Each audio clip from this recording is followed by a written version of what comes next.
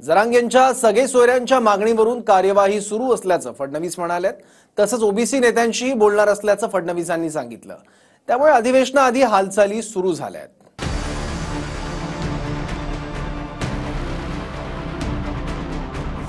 शासनाने पहिलं नोटिफिकेशन हे जारी केलेलं आहे। सजेशन्स ऑब्जेक्शन्स मागवलेले आहेत, त्याच्यावर कारवाई चाललेली आहे की जे सरकारने काढलेलं नोटिफिकेशन आहे कुठे ओबीसी समाजाच्या विरोधातलं नोटिफिकेशन नाही आहे। उपमुख्यमंत्री फडणवीसांनी जरांगेंच्या सगळे सोयऱ्यांच्या मागणीवरून मोठं विधान केलंय। सगळे सोयऱ्यांच्या अधिसूचनेवरून कार्यवाही सुरू आहे। भुजबळांसह ओबीसी नेत्यांशीही बोलणार असून ओबीसी समाजाचं नुकसान होणार नाही असं फडणवीस म्हणाले। त्यांचा जो मुख्य मुद्दा आहे सगळ्या सोयऱ्यांचा, त्या संदर्भात देखील आपल्याला माहिती आहे की शासनाने पहिलं नोटिफिकेशन हे जारी केलेलं आहे। सजेशन्स ऑब्जेक्शन्स मागवलेले आहेत, त्याच्यावर कारवाई चाललेली आहे आणि या संदर्भात मी स्वतः देखील ओबीसी नेत्यांशी चर्चा सुरू केलेली आहे। विशेषतः भुजबळ साहेब असतील, अन्य ओबीसी नेते असतील, यांच्याशी मी यापुढे देखील चर्चा करून त्यांनाही हे समजावून सांगणार आहे की जे सरकारने काढलेलं नोटिफिकेशन आहे कुठे ओबीसी समाजाच्या विरोधातलं नोटिफिकेशन नाही आहे। सगळे सोयऱ्यांच्या अधिसूचनेचं कायद्यात रूपांतर करा अशी मागणी जरांगेंची आहे। तसं झाल्यास ज्या मराठ्यांची कुणबी नोंद सापडली आहे त्या कुणबी नोंदीच्या आधारे गणगोतातील सगळे सोयऱ्यांना कुणबी जात प्रमाणपत्र अर्थात ओबीसीतून आरक्षण मिळेल। त्यासाठी जरांगे पुन्हा अंतर्वाली सराटीत 5 दिवसांपासून उपोषणाला बसले आहेत। मंगळवारी आधी शिंदेचे खासदार संदीपान भुमरेंनी जरांगेंची भेट घेतली आणि त्यानंतर भाजपचे बार्शीचे आमदार राजेंद्र राऊतांनी अंतर्वाली सराटीत जरांगेंची भेट घेत उपचार घेण्याची विनंती केली। त्यानंतर जरांगेंनी सलाईन सुरू केलं, मात्र विषय तडीस जात नसल्याचं दिसलं तर पुन्हा सलाईन काढणार असा इशारा जरांगेंनी दिलाय।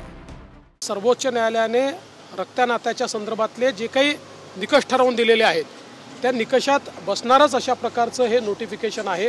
त्यामुळे हे नोटिफिकेशन जर निघालं तर त्याचा कुठेही ओबीसी समाजावर अन्याय होणार नाही अशा प्रकारची चर्चा ही आता ओबीसी समाजाशी देखील आम्ही करणार आहोत आणि त्यातनं मार्ग काढण्याचा आमचा प्रयत्न आहे। त्यामुळे मला असं वाटतं की सरकार जर माननीय मुख्यमंत्र्यांच्या नेतृत्वामध्ये इतक्या वेगाने सगळे प्रयत्न करते आहे तर श्री मनोज जरांगे पाटील यांनी देखील आपलं उपोषण त्या ठिकाणी स्थगित केलं पाहिजे असं माझं मत आहे। सरकारने त्यांच्याकडे सांगितले की आम्ही ताबडतोब आता हे लवकर तडीस काढतो विषय सगळे, फक्त आपण आज सलाईन घ्यावी म्हणून ते म्हणलेत लवकर हा विषय तडीस काढतो ताबडतोब असा शब्द वापरल्यामुळं मग त्यांच्या शब्दाला सरकारचे आपण मान दिलेला आहे, सन्मान दिलेला आहे आणि सलाईन घेतलेली। ते जर पुन्हा याच्यात बदलले तर सलाईन काढून टाकता येईल, त्यात काय एवढं मोठं हे नाही। मी लढायला इथं मराठा समाजासाठी खंबीर आहे, हे नाही भेद मारायला। कुणबी जात प्रमाणपत्राबाबत सगळे सोयऱ्यांवरून जरांगेंच्या नेतृत्वात असंख्य मराठ्यांचा मोर्चा जानेवारीत मुंबईकडे निघाला होता। मात्र नवी मुंबईच्या वाशीत सरकारसोबतच्या चर्चेत सगळे सोयऱ्यांच्या अधिसूचनेवरून मार्ग निघाला। अधिसूचनेचं पत्रक मुख्यमंत्र्यांनी जरांगेंना दिलं आणि आंदोलन स्थगित झालं।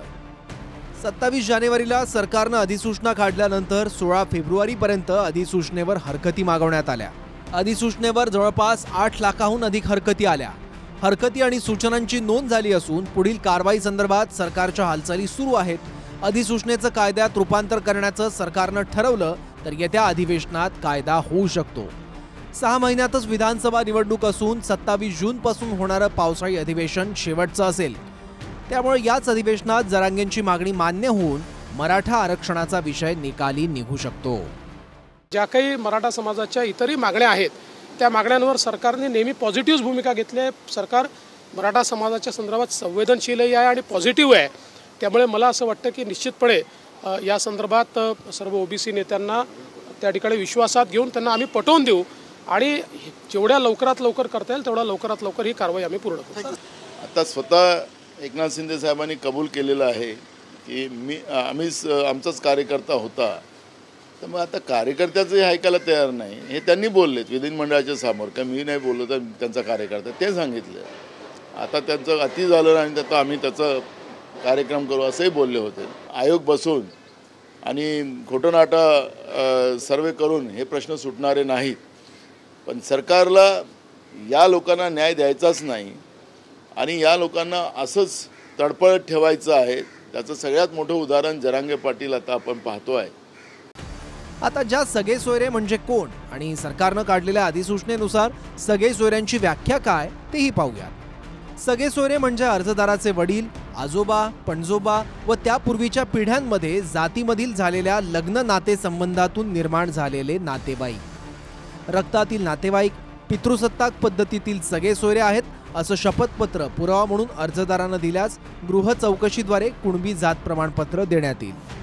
ज्या मराठा व्यक्तींची कुणबी नोंद सापडली आहे त्या आधारे गणगोतातील सर्व सगळे सोयऱ्यांना कुणबी जात प्रमाणपत्र देण्यात येईल.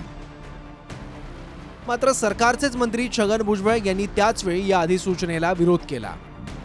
माझं स्वतःचं मत असं आहे की हे सगळे सोयरे जे आहे हे कायद्याच्या कसोटीवर अजिबात टिकणार नाही.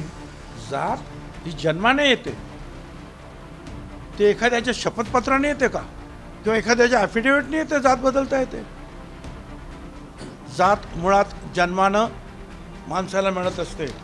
म्हणून जर असं जर कोणी म्हणत असेल की आम्ही 100 रुपयाचं पत्र देऊ किंवा असंच पत्र देऊ आणि आमची जात झाली, अजिबात हे होणार नाही. हे कायद्याच्या विरुद्ध होईल. विक्रम, आ तो गए, जाओगे कैसे? बड़े आराम से. देखिए ये देश हेलो, मैं आ रहा हूँ और हाँ, भगा कर ले जाऊंगा. सिक्योरिटी! भैया, भाग गई, पकड़ो उनको. हेलो, बोला था ना, भगा कर ले जाऊंगा. विक्रम! एक हिंट तो देते. हिंट. बड़े आराम से. मराठा आरक्षणाचा मुद्दा लोकसभा निवडणुकीतही गाजला. जालना आणि बीडमध्ये जरांगे फॅक्टरचा परिणाम दिसला.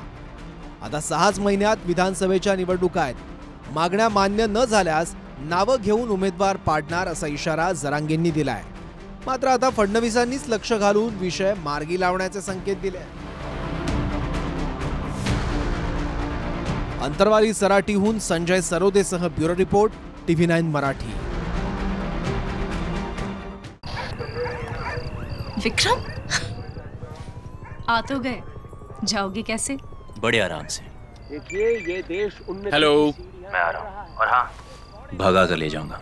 सिक्योरिटी! भैया, भाग गई, पकड़ो उनको. हेलो, बोला था ना, भगा कर ले जाऊंगा. विक्रम! एक हिंट तो देते. हिंट. बड़े आराम से.